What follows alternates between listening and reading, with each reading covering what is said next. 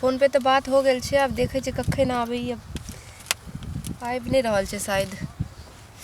जल्दी हेते से ले कितने देर से छैया के छात मरैया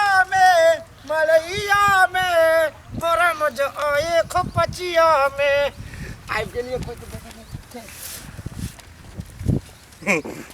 आबि गेलिए आबि गेलौ। हमारे के इंतजार कर रहल छे। कखन एलौ?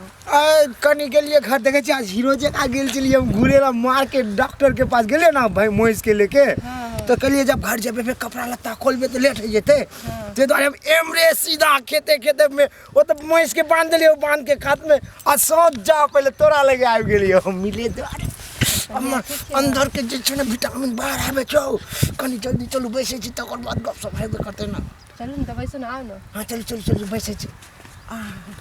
फिर तोर बाप मतारी आज तो भाई तक कोई आबि नहीं जेतो ना। नहीं तो हमरा मार मार के कुचुम्बर बाहर कर देते हम। उ चल गेले। टेंशन नहीं लिया। बहुत दूर चल गेलखिन घर गेलखिन।